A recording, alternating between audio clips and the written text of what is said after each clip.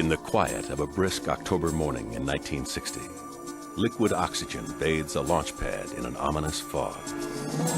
The Soviet Union is poised to take a giant leap ahead in the burgeoning space race. Deep in the steppes of Kazakhstan, hundreds of miles from civilization, and a world away from Western eyes, a powerful new rocket points skyward. 2 previous endeavors have failed. They are determined to make it work now, at any expense. The launch of Sputnik in 1957 had kicked off a feverish era of space exploration.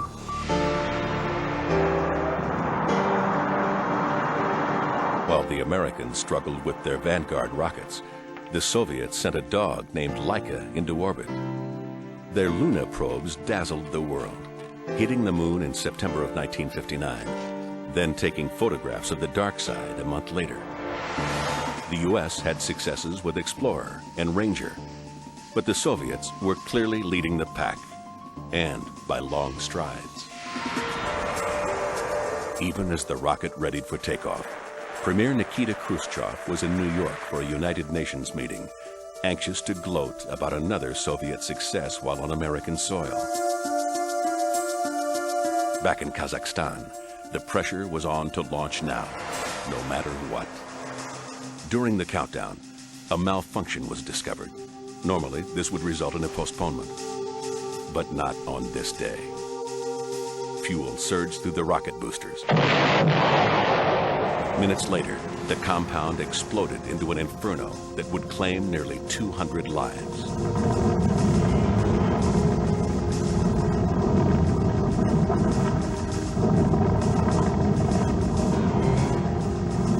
The world was left with hearsay, rumor, and speculation. Until now. Unexplained deaths, harrowing encounters in space, phenomena that puzzled the world for decades. These are the files long hidden behind the impenetrable seal of the Iron Curtain. Today, we can finally explore those hidden vaults, bringing to light the darkest mysteries of the secret Russian space program.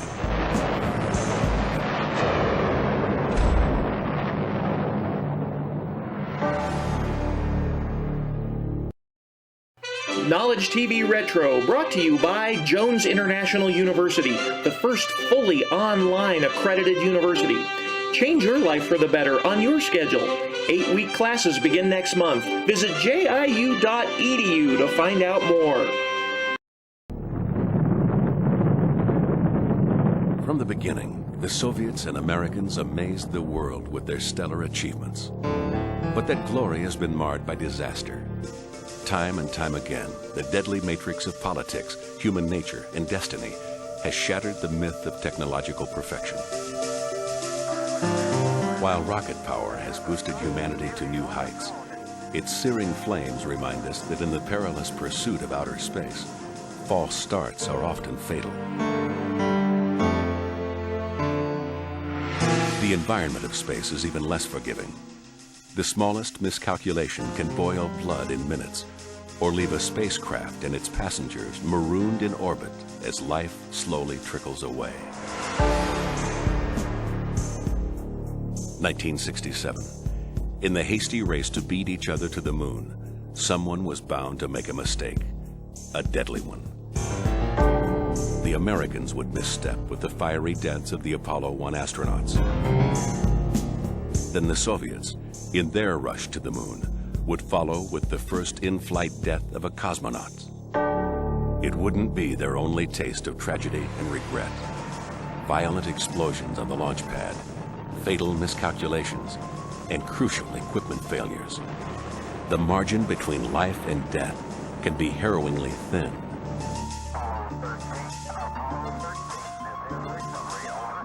Sometimes fate smiles. Other times, it turns a blind eye. True stories, like that of the Soviets' deadliest disaster, are finally being pieced together. The missile poised in the launch pad that pivotal day in October 1960 was the R-16 ICBM. the pet project of Mikhail Kuzmich Yangel. It was a rocket designed to deliver deadly nuclear warheads to the U.S. This would be Yangel's first test at a newly constructed launch pad at Baikonur, and it was scheduled for the anniversary of the Great October Revolution. Marshal Nijelin was the commander-in-chief of the Strategic Missile Forces. He would conduct the test himself. Many of the top military officers and rocket designers were there to watch the historic launch. But the launch was off to a disappointing start. An electrical problem threatened to abort the entire mission. Protocol demanded that technicians deactivate the boosters and drain the fuel. But that would mean weeks of delay. For Nijelin and the prestige this launch represented, failure was not an option. Sergei Khrushchev learned of the classified disaster from his father, former Premier Nikita Khrushchev. But because they thought that they saved the marshal, who was the head of the commission, he took his chair and sit under the missile. And all other people gathered around the missile, which was full, which is crazy. Indeed, Marshal Nijelin's confidence was in vain.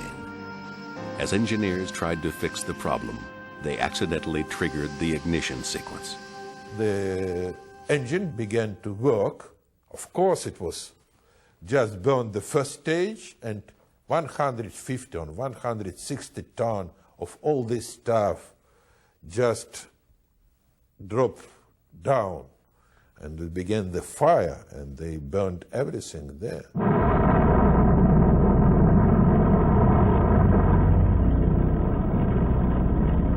Within seconds, the pad was a towering inferno.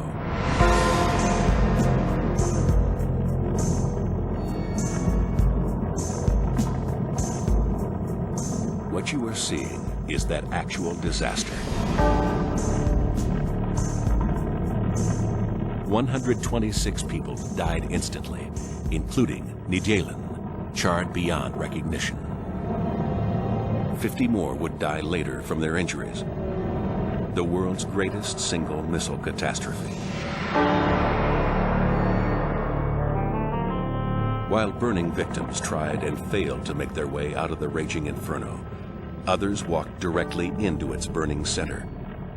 They weren't going in to save their comrades. What they were after was of much higher priority. They risked their lives to preserve this flaming box. What secrets that box contained may someday also come to light.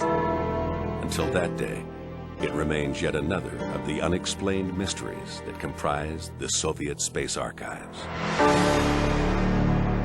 Nothing in the known annals of space history matches the Nijelin catastrophe in terms of life lost. But it was hardly their only disaster. In 1969, the Soviets prepared to launch their second generation of Mars probes. The United States had edged ahead in the race to the moon, so a successful Mars launch would be an appropriate reply. These probes were to be carried by the powerful new Proton booster, which had 3 times the thrust of the earlier booster and 3 times the troubles.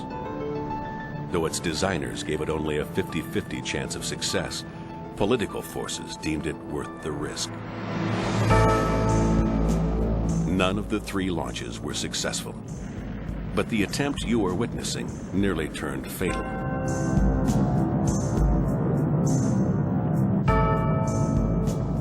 Luckily, the rocket crashed on an uninhabited area of the base. This disaster was preserved on film. The legacies of countless others have evaporated as quickly as the smoke that swirled around their burning wreckage. Like the launch fire at Plesetsk in March 1980, which to this day remains shrouded in mystery. Film of the blast and fire were destroyed, and no photography was permitted at the funerals of those who died. For Alexander Kosuk, the experience is permanently seared into his memory. Half an hour before the launch, he descended these stairs to an underground bunker. The Soviets had been attempting to launch a spy satellite when an oxygen leak was discovered. Rather than follow safety procedure, An oily rag was used to temporarily stop the leak. It ignited almost immediately. And at that time, there was a big blast. The bunker was full of flame and hot gas. Then another blast, a third one. So nearly all the people near the booster, the combat team, perished. 49 people altogether. Whatever the flames didn't consume, the Soviets made sure to get rid of. They succeeded in destroying all evidence, but they could never erase the painful remembrance. This can never be forgotten.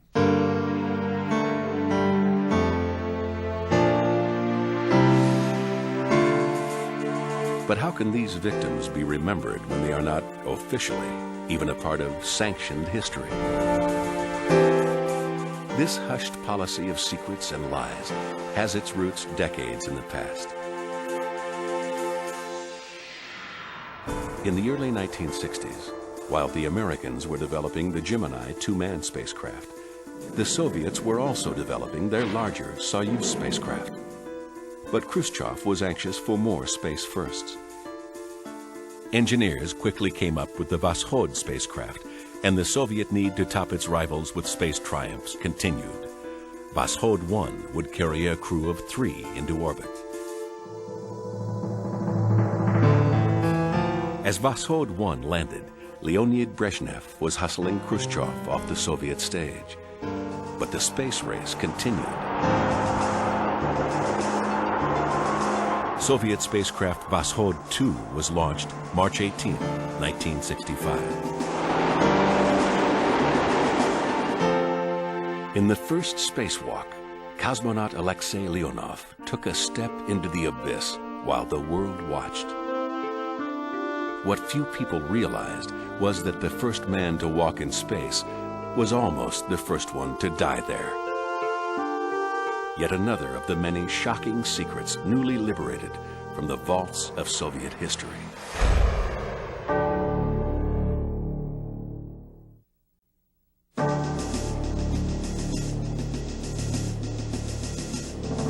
With the collapse of the Soviet Union, much of the previous deception of the Cold War era has vanished. Now, in order to sell their launch services on the open market, the former Soviet states are required to divulge their secrets, providing the world with detailed analysis of its failures as well as its successes. Some of the uncovered secrets date to the origins of the space race. Others, much to the world's surprise, happened after the Cold War. In a blow to Russian claims of reliability, 1996 resulted in 2 explosions of their most successful booster. Considered the workhorse of their program, the Soyuz U rocket had launched over 1,100 spacecraft.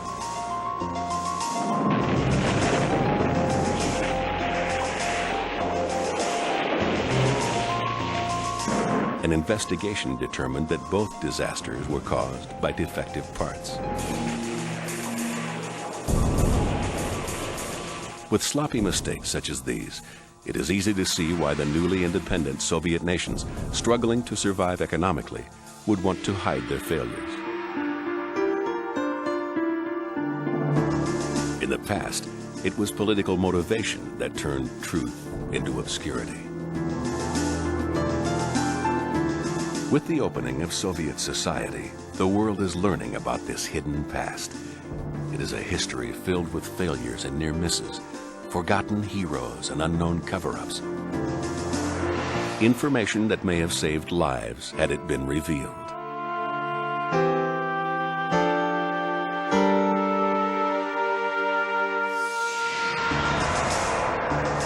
In March of 1965, Alexei Leonov became the first man to walk in space. The world would revel in his success, but little would they know how close he came to ultimate failure. When Leonov returned to the spacecraft, he discovered an unforeseen problem. His spacesuit had ballooned more than expected. He couldn't bend his arms or legs. He floated helplessly, unable to maneuver his body back into the hatch. Dangling in the abyss, he began to panic. As his pulse and respiration soared, his body began to depressurize. He was soaked in sweat, his visor becoming foggy. He took a risk and lowered the pressure in the suit. This enabled him to squeeze through the airlock head first. He had barely survived with his life, and Leonov's terrifying odyssey wasn't over yet. On re-entry, the prime retro rocket system failed. Then the navigation system malfunctioned, and the cosmonauts had to land manually.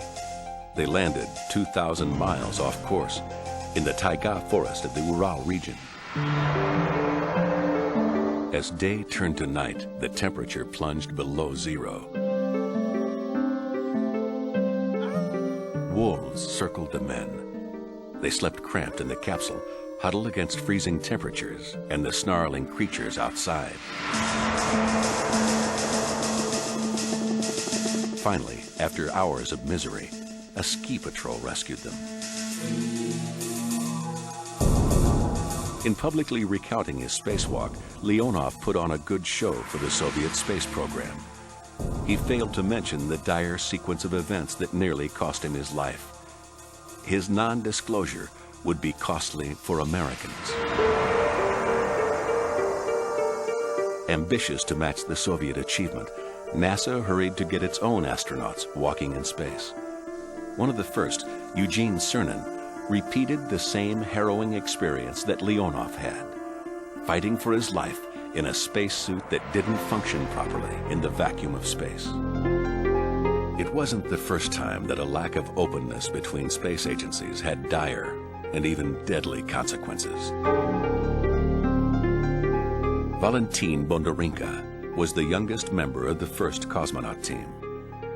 In March of 1961, he went into an isolation tank. For 10 days, he ate, slept, and worked in an environment of pure oxygen.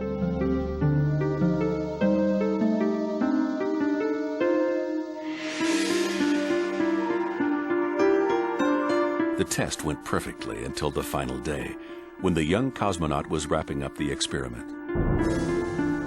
Using an alcohol-dipped swab, he removed some sensors from his body. He tossed the swab towards the trash, but missed.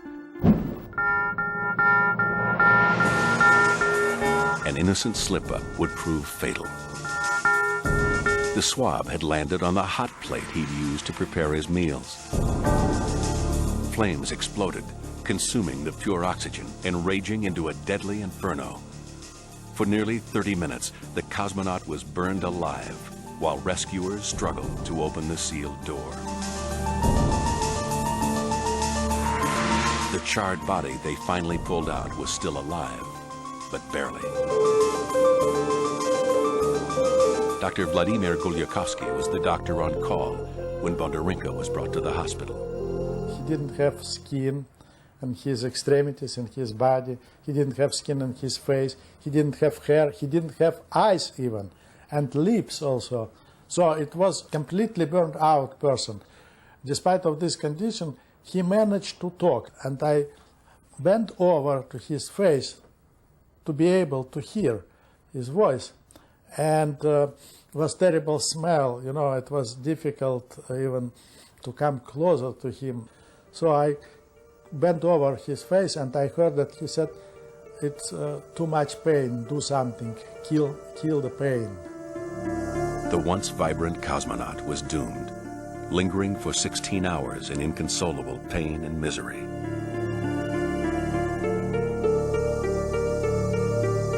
The embarrassing incident was entombed along with its victim. Without the benefit of the Soviets' experience, the Americans would have to learn Bondarenka's tragic lesson firsthand.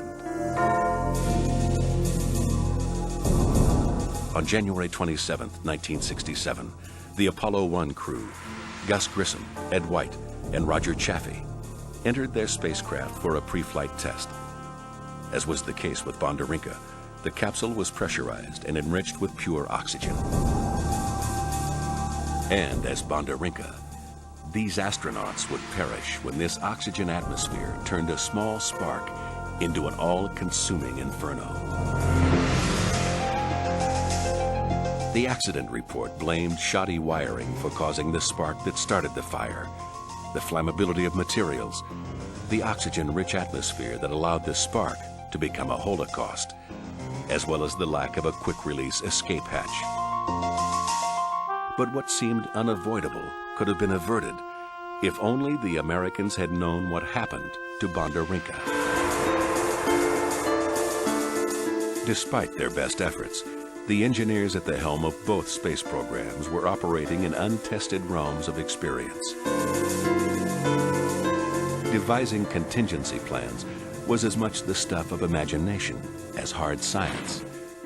In such uncharted territory, death was often cheated by the thinnest of margins.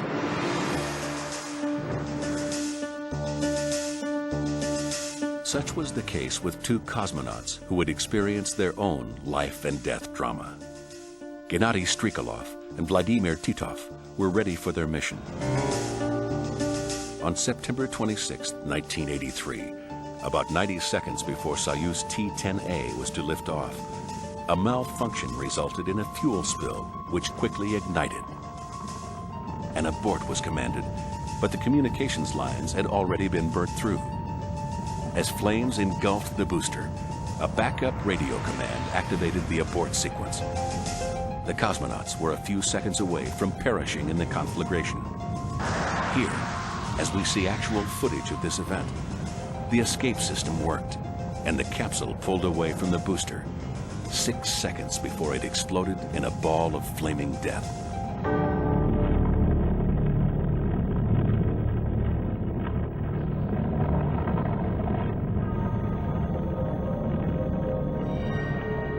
In a perfect world, the tragedies of the past would provide us with lessons for the future.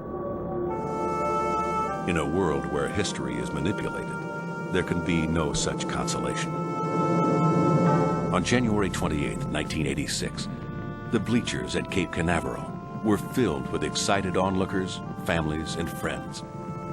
But their overflowing pride would do nothing to prevent the horror of what took place.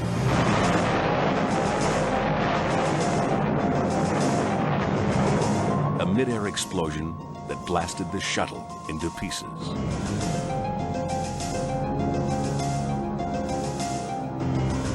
Had the Americans been aware of the details of the near disaster aboard Soyuz T-10A just 2 years earlier, perhaps they wouldn't have been blinded by their self-confidence. Over 25 years after the Soviet Nedelin catastrophe, a space program was once again driven by political pressure, allowing the fatal consequences of haste to yet again martyr the exploration of space. Over the years, experience, safety precautions, and technology all combined to make spaceflight safer. But political pressure, human error, and cruel fate repeatedly made for a combustible and often tragic mixture.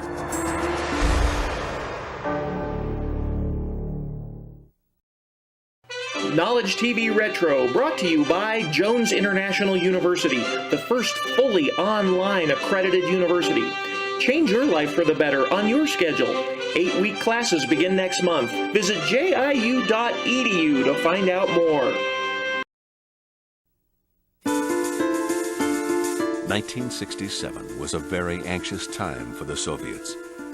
It had been 20 months since the last manned Voskhod flight, and the first manned launch of their new Soyuz program had still not yet occurred. During this period, the Americans flew 10 manned Gemini flights, successfully completing many maneuvers necessary for a lunar landing. But it was also the year that Apollo 1 burned on the launch pad, killing 3 astronauts and sending NASA back to the drawing boards. With a successful launch, the Soviet Union could boast the superiority of Soyuz over Apollo and regain the initiative in the race to the moon. The authorities wanted this new victory in time for the 50th anniversary of the Great October Revolution. There had been 4 unmanned test flights of the Soyuz re-entry vehicle, but none had been successful. In fact, each unmanned test had shown new problems. But as the gap between manned missions extended, Political pressure for another Soviet space spectacular grew, and there was no one in the program with the authority to defy the Politburo. A spectacular space mission involving veteran cosmonauts was devised. 2 manned spacecraft, Soyuz 1 and 2, would be launched. They would perform an untried docking and crew transfer in space. Fanfare surrounded the pioneering project, but back at Mission Control, engineers were filled with dread.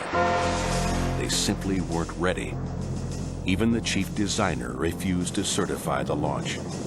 Still, the Soyuz went to space. Piloting the ship was cosmonaut Vladimir Komarov. It wasn't long before the Soyuz 1 began to show the signs of malfunction that everyone on the ground dreaded. At the outset, one of the solar panels hadn't deployed. Then, the altitude control systems failed. Because of Soyuz 1's unreliable performance, Soyuz 2 was never launched. All efforts were put into the safe return of Soyuz 1. We know now that no matter how skillfully Komarov piloted the spacecraft, his fate had already been sealed. The Soyuz 1 was, the moment it rolled onto the launch pad, a death ship. Lurking silently within its belly was an untested parachute, a lifeline destined to fail. And aboard the Soyuz 1, a cosmonaut was fated to die. Nothing could save the doomed ship as it fell, end over end, towards Earth. From the top of the atmosphere, the capsule plummeted. Komarov impacted the ground at over 300 miles per hour.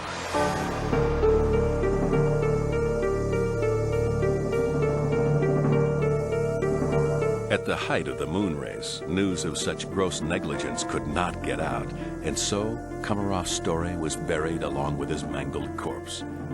And meanwhile, the world, blind to the death and disaster that had come before, celebrated the successes with enthusiasm.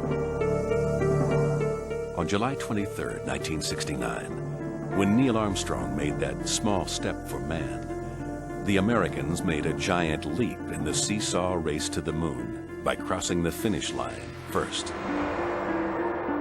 Ever the experts at propaganda, the Soviets feigned disinterest. They didn't televise the moon landing and barely covered it in print.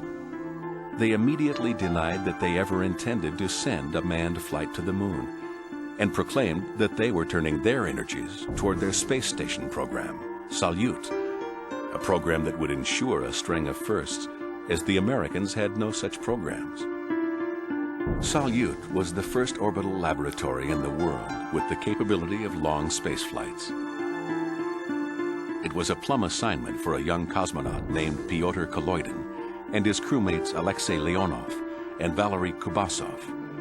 But fate had different plans. 2 days before the launch, the primary crew had their last medical test. A dark spot showed up on Kubasov's lung, and the flight commission replaced him with a backup.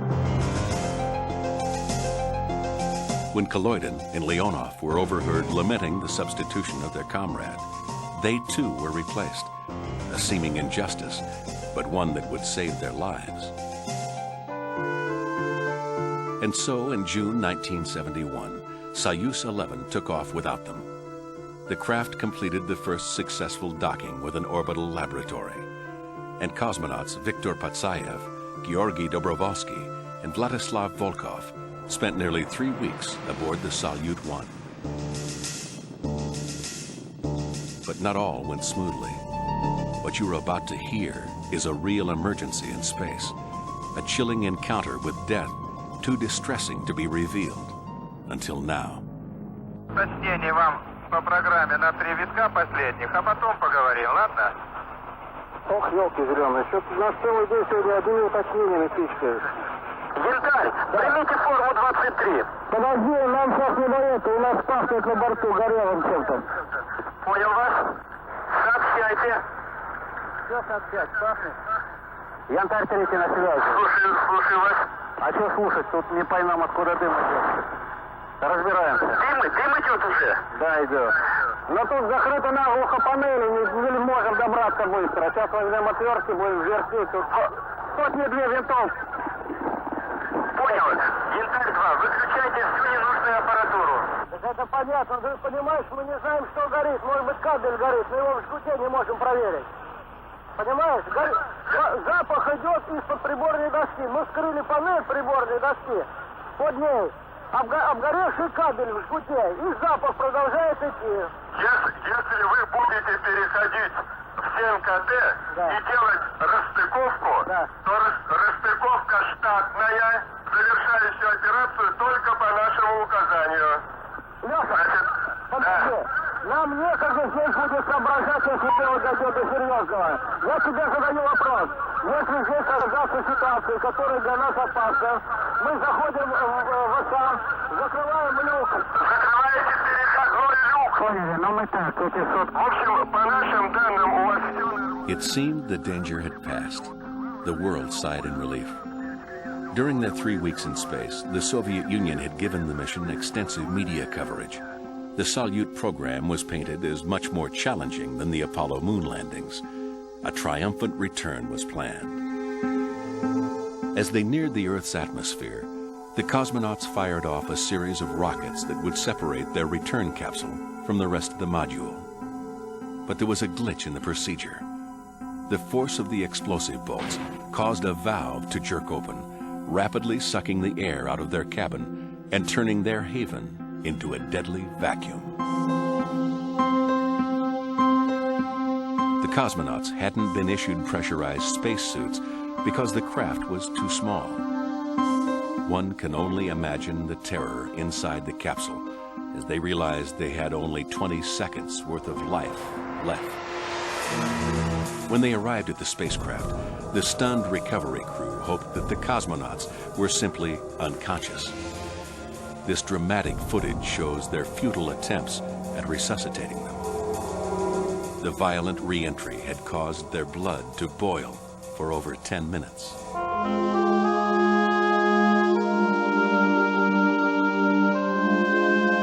While a nation honored its martyred heroes with a memorial on the Kremlin wall, cosmonaut Kaloydin was burdened with a deeper grief.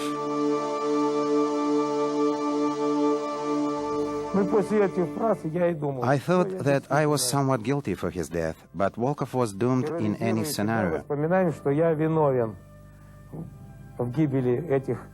And now I don't worry anymore, because I understand then I could do nothing.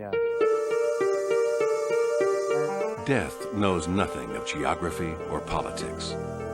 The annals of space history are filled with the names of those who gave their lives to push the envelope of man's domain. Fortunately, not all the stories end in tragedy. Fate still manages to smile upon those seeking out the mysteries of space, even when the odds seem stacked against them.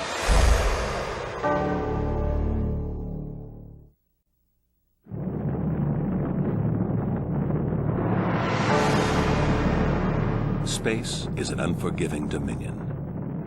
Hurling through the barren vacuum, there is no lifeline, no safety net, and little room for error. Perhaps the most dramatic example of a space rescue remains the U.S. Apollo 13 flight. Okay, Houston, we've had a problem here. Once in orbit, emergencies haunted the crew of this April 1970 flight from the moment an onboard liquid oxygen tank exploded. That may be bus thunderbolt. After a treacherous journey back toward Earth, Apollo 13 re-entered the atmosphere, not knowing if their protective heat shield would keep them from literally roasting to death in the 6,000-degree re-entry. And if they did make it that far, they couldn't know whether their parachutes would even deploy. Tense moments passed as they re-entered Earth's atmosphere and went out of communications range. On Earth, all ears strained to hear sounds of life as Apollo regained radio contact.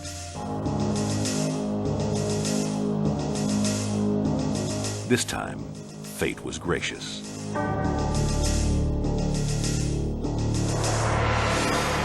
The Soviet version of Apollo 13 launched on April 10, 1979. The Soyuz 33 mission was the fourth international flight, whose crew included a Bulgarian cosmonaut. All was going routinely as they were preparing to rendezvous with Salyut 6. Then, on the Soyuz, something went dreadfully wrong. The tension grew as Mission Control consulted with cosmonauts already on board the station, waiting to greet the Soyuz crew. Протоны, протоны. Вы видите пламя из двигателей Сатурна? Вы видите пламя? Это было не как всегда. Это двигалось в сторону. Вы видите это отчетливо? Да, я уверен. The Soyuz crew had confirmed the unthinkable. For the first time in roughly 2,000 firings, a Soyuz main rocket engine had failed. It was the third mission for cosmonaut Nikolai Rukavishnikov, and definitely the most perilous. We had an explosion at the rear engine of our Soyuz 33 ship. We could not dock with the station. Furthermore, we could barely return from orbit. It was a critical situation, and we had a good chance of not returning to Earth. While Mission Control struggled for some way of bringing the ship home, Rukavishnikov realized the nightmarish possibility of being marooned in space with only 5 days of supplies. The crew would have to use their reserve engine for an emergency landing, but there was no way of knowing if it still worked without trying it.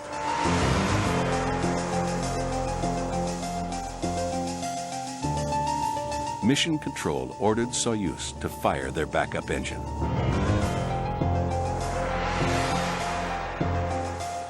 No one had to tell the crew what would happen if it didn't work up to capacity. The cosmonauts were already picturing that dreadful scenario. If the engine worked less than 90 seconds, Soyuz 33 would remain a live satellite for 5 days, then become just a satellite containing corpses.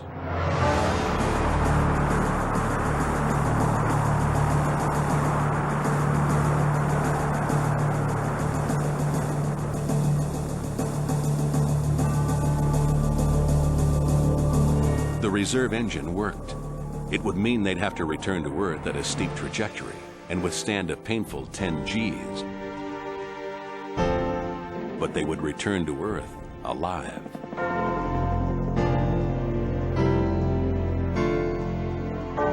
It wasn't the first time a Soyuz spacecraft nearly became a ship of death. On April 5, 1975, Soyuz 18A was intended to dock with the Salyut 4 space station. The flight never made it into orbit. The A2 booster malfunctioned, and the rocket began to deviate from the planned altitude.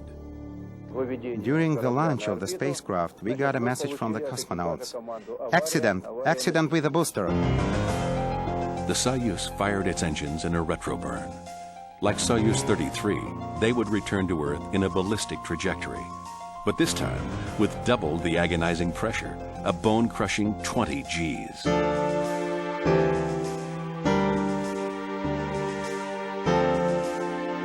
Cosmonaut Vasily Lazarov lived through the agonizing ordeal. We were getting 10 Gs during training on the centrifuge, but this was 20.6 Gs. So to stand it was hard. Everything was floating, cracking, bones and the craft. The G-forces wouldn't be their only hurdle to survival. The Soyuz landed in darkness and deep snow in the Altai Mountains. The cosmonauts made a chance decision. Before the landing, not knowing where we were landing, I made a decision to shoot off just one of the lines that held the parachute. And this saved us because we landed in a forest and were entangled by the trees. But we were on the brink of a cliff.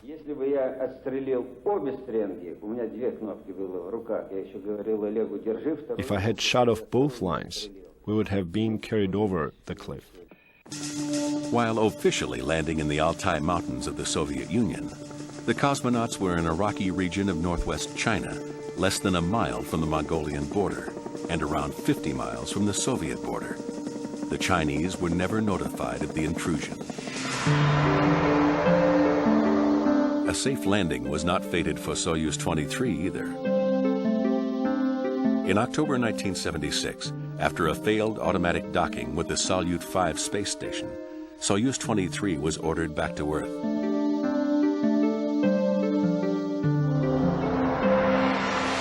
The troubles for Soyuz 23 were just beginning. Entering their descent, Mission Control miscalculated the timing of the engine fire. This would result in a deviation in the landing area. They landed on frozen Lake Tengiz.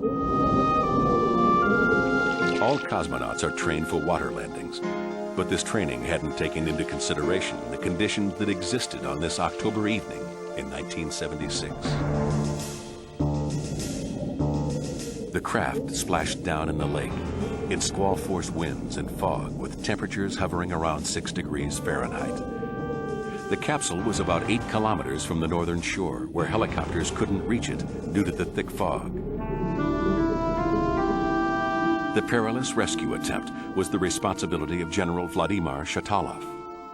We were in emergency situation all day because the helicopters could do nothing. In the mist that covered the lake, helicopters could not fly. The crew was held captive in their craft. Inside the capsule, the cosmonauts followed standard procedure. But this was not a standard situation. It was the first and only mission for Vyacheslav Zudov. The capsule was inclining approximately this way. They were now stuck in a precarious position, head down in the water. The cosmonauts had no option but to wait. We had no possibility to get out of the capsule as we were taught. If we opened the hatch, which was underwater, there would be no chance to get out.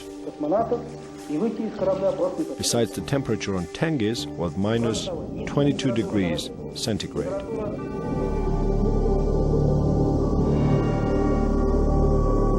Now the cosmonauts faced real danger. With the capsule upside down, the valve connecting to the outside atmosphere was submerged. They had no way to get fresh air. They had to use the regeneration system to supply oxygen, but they were running low on power. To stay in such a situation in the spacesuits and do nothing, we would freeze to death. We started to save electric power. We switched off all sources inside the capsule. Left on only the beacon and radio that we would need to use. But they soon failed. Valery Rozdesvinsky feared the worst as the cosmonauts slipped in and out of reality. You could feel the CO2 without instrumentation. Just feel it. When I felt close to losing consciousness, then I would switch on the regeneration. Then, when my mind started to clear and the blue haze disappeared from my eyes, I'd switch it off, and so on, all through the night. 9 hours after the landing, helicopters were able to locate the craft. Frogmen attached flotation aids and a tow line to it. As we see in these rare photos of the actual rescue, the helicopter couldn't lift the capsule, but was able to drag it 8 kilometers to shore. This time, death was cheated by the slimmest of margins. Though countless advances have made Earth's orbit seem more accommodating now, near misses like the Mir collision and decompression on June 25, 1997, are reminders that space is still a dangerous place. When American astronaut C. Michael Foale replaced astronaut Jerry Linenger aboard the Mir, NASA hoped that the worst of the near disasters were over. Linenger had endured a near collision with a cargo ship, as well as an ongoing litany of mechanical and electrical breakdowns, including an intense fire. The fire was basically in this region here, with the flame shooting across this way. And therefore, as you can see where the camera is basically where I was at, and we had one other body in front of me. I was passing the fire extinguisher. At that time, the other Soyuz was on the other side where Progress is now docked. So as you can see, it would have been very difficult to get through the flame itself to get to one of the rescue vehicles. Foale was to fare worse. Mission Control wanted to attempt a manual docking with a Progress cargo vehicle. Because of previous problems with the docking system, they decided to attempt the hookup with the radar system off. In Soviet tradition, human error was blamed for what would happen next. But as the facts have emerged, it's become apparent that the Mir was a victim of faulty planning. the crew nearly paid for these mistakes with their lives. The cosmonauts had practiced this manual docking maneuver before, but only with an empty cargo ship. This one was heavy and approaching fast. But without the main radar system, there was no way to know how fast or how far away it was at any given time. This lack of crucial information would nearly prove fatal. Cosmonaut Vasily Sabliev tried to slow the capsule with the braking lever, but the progress kept coming. From the porthole, cosmonaut Alexander Lasutkin watched the progress fly over the docking port. I asked the technicians, how do you see the side of the station? By radar or on the screen? They replied, but nothing is on the screen. By radar, of course. So if we had radar, there would be nothing to talk about. As Lasutkin ordered Foal to the Soyuz vehicle for evacuation, Progress crashed into Mir. The entire space station shook. The master alarm began to blare. The collision had caused an air leak. The life-sustaining atmosphere of the Mir was being sucked into the vacuum of space. The quick-thinking crew was able to save the station by severing a series of power cords so that they could seal off the damaged area. Mir survived the first decompression of an orbiting spacecraft. A split second later, a slightly larger impact, or a different course of action, and it all might have ended there for Mir and the men on board. The Mir collision has become legendary in space history. But had fate not smiled on them that day, their account might have been concealed, distorted, or forgotten, like so many of the stories before them. Today, the murky depths of the Soviet space archive are just beginning to divulge their secrets. Some of them so bizarre, so irrational, they seem fated to remain forever a puzzle.